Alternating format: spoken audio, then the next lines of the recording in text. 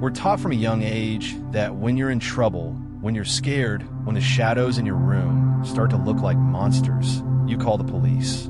They're the barrier between order and chaos, the steady hand in the dark.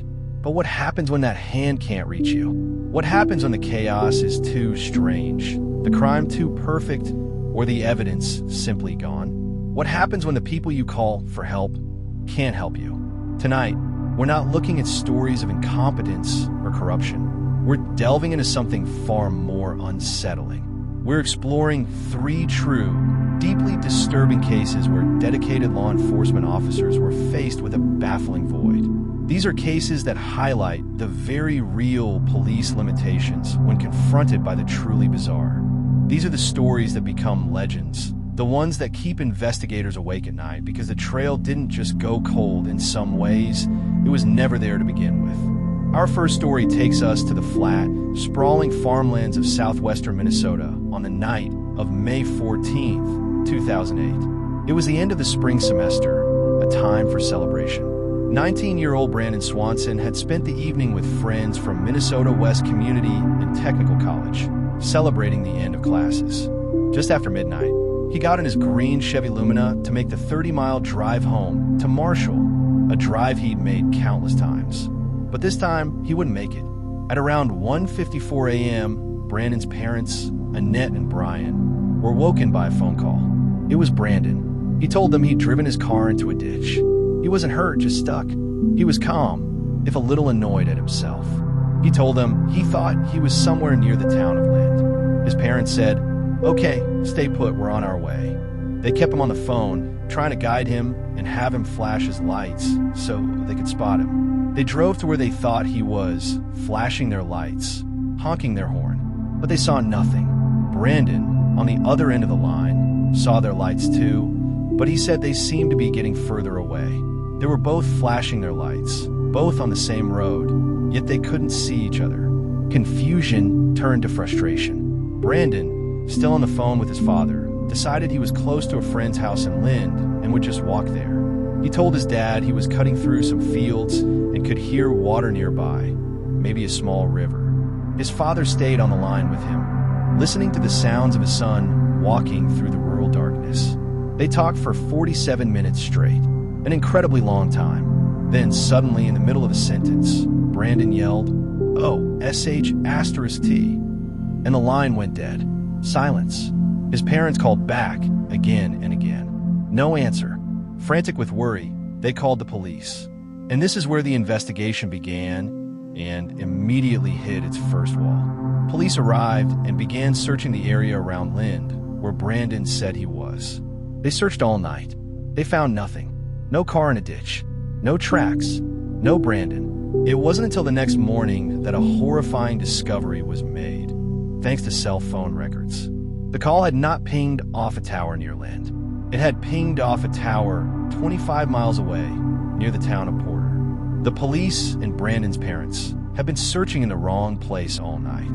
Investigators rushed to the new search area, and there, just north of Porter, they found it. Brandon's Chevy Lumina, high-centered but not in a ditch on the edge of a gravel field road. It was a place a car could easily get stuck, but it was nowhere near a main road. It was isolated. The police had the car, but this only deepened the mystery. The car showed no signs of a struggle. His keys, his wallet, everything was gone, presumably with him. So where did he go? A massive search operation was launched. Hundreds of volunteers, law enforcement on foot, on ATVs, in helicopters with thermal imaging, K9 units, they scoured a 100-square-mile area. The dogs tracked a scent from the abandoned car for about 3 miles. The trail led them through farm fields, along a winding, muddy river called the Yellow Medicine River. Then at the river's edge, the trail just stopped. Did he fall in? It's the most logical theory. The river was high and cold that night. If he slipped and fell in the pitch black, hypothermia would have set in within minutes. But extensive searches of the river, for months and even years afterward, have turned up nothing. No clothing, no remains. Absolutely nothing. This case is a stark example of police limitations in the face of geography and circumstance. They had a timeline. They had a last known communication. But the search area was vast, unforgiving, and dark. Brandon's own disorientation meant the initial, crucial hours of the search were focused on the wrong location. By the time they knew where to look, the trail was cold. For over a decade, the search for Brandon Swanson has continued. His parents have been tireless advocates, even helping to pass Brandon's Law in Minnesota, which requires police to begin an investigation into a missing adult much more quickly. But despite all their efforts, the case remains one of the most haunting unsolved mysteries in the state's history. Was it a tragic accident in the dark?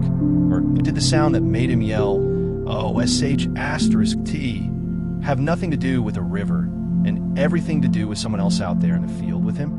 The police have no evidence of foul play, but they also have no evidence of anything else.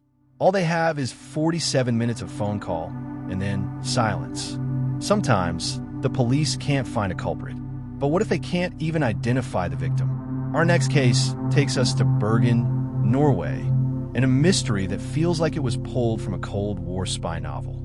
On November 29, 1970, a university professor and his 2 young daughters were hiking in the remote Istland Valley, a place locals grimly nicknamed Death Valley due to a history of medieval suicides and more recent hiking accidents. As they hiked, they smelled something acrid like burnt cloth. Following the smell, they came across a horrifying sight. Wedged between some large rocks in a secluded spot was the partially burned body of a woman. She was lying on her back, her arms in a strange boxer-like pose, a common result of bodies being exposed to intense heat. Around her were a collection of bizarre items. A bottle of St. Halvard liqueur, 2 plastic water bottles, a plastic passport holder, rubber boots, a woolen jumper, and a fur hat. But something was immediately, profoundly wrong. The police were called, and the scene became one of the most puzzling in Norwegian history. An autopsy revealed the woman had died from a combination of carbon monoxide, poisoning from the fire, and an overdose of more than 50 sleeping pills. Soot was found in her lungs, meaning she was alive when the fire was set. But was it suicide or murder? The scene suggested a ritualistic suicide, but the placement of the body seemed unnatural. The real mystery, however, began when investigators tried to figure out who she was. There was no identification on her person. In fact, it was the opposite. The labels on her clothes had been meticulously cut off.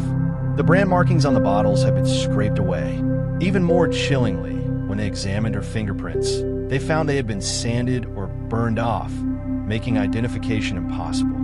This was no ordinary person.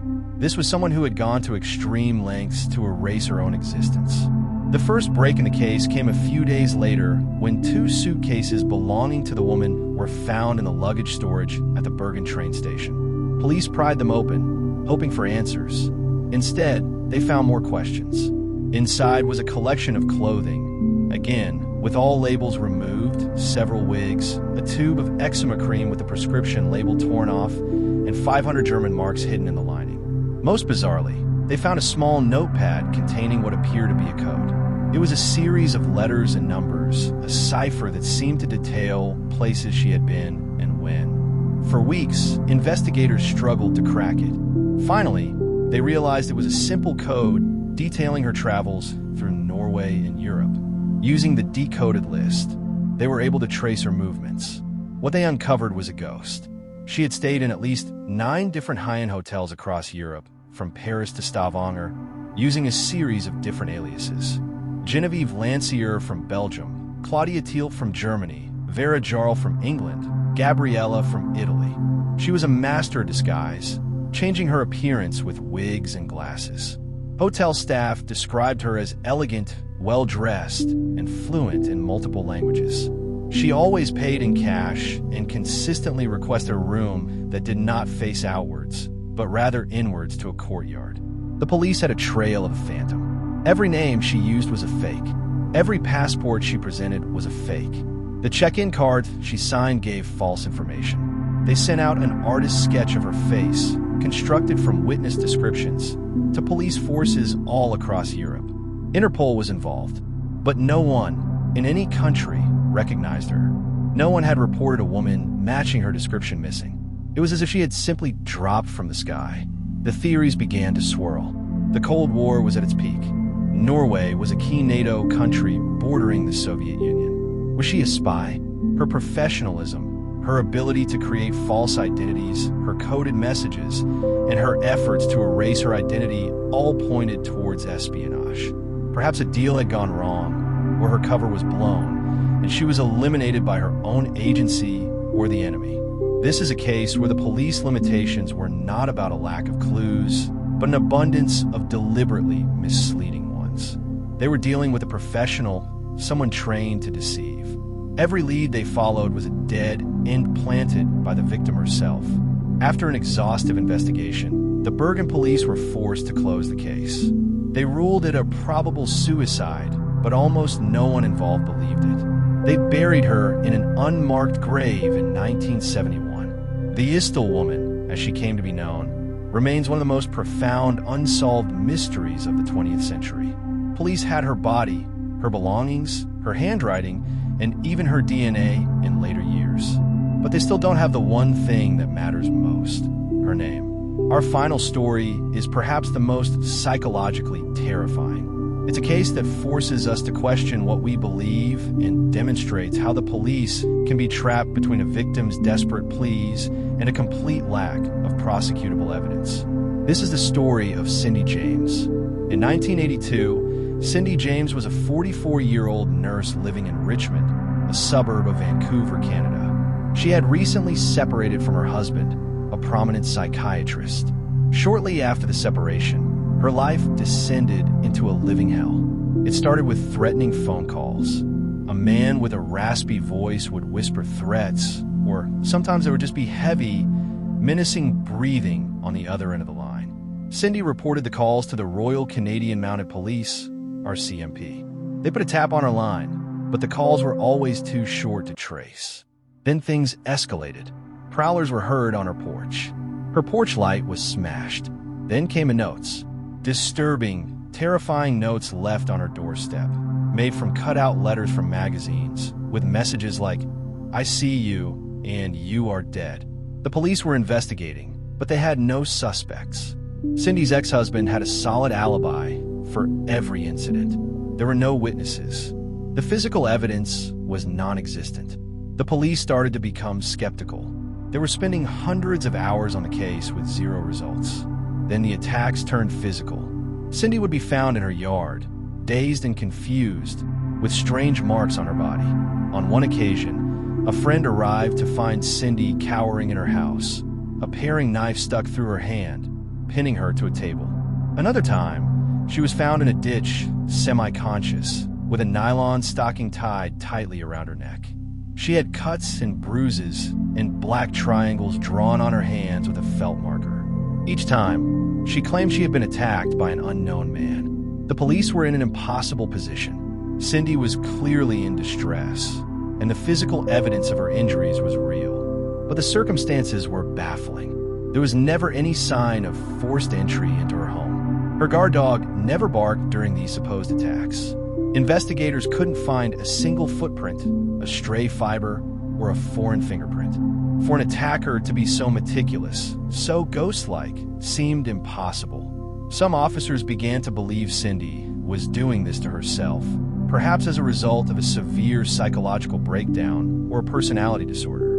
They put her under 24/7 surveillance for a period of time, hoping to either catch her attacker or catch her in the act of faking an incident. But during the surveillance, nothing happened. The moment the surveillance stopped, the attacks would resume. This went on for 7 years. 7 years of terror for Cindy, and 7 years of frustration for the police. They had logged over 100 separate incidents, but were no closer to an answer. It was a classic he said, she said scenario, but without the he. It was just Cindy, her story, and a complete lack of corroborating evidence. The case highlights the severe police limitations when dealing with crimes like stalking, especially before the digital age, where the evidence is often intangible and psychological. It became one of the most frustrating cold case files in the RCMP's history. The nightmare came to a tragic end on May 25th, 1989. Cindy's car was found in a shopping center parking lot. Inside were groceries and a wrapped gift. Her wallet was on the seat, but Cindy was gone. 2 weeks later, her body was found in the yard of an abandoned house, nearly a mile away. The scene was as bizarre as everything else in her life. Her hands and feet were tied behind her back with black nylon cords, in what police described as an elaborate hog tie.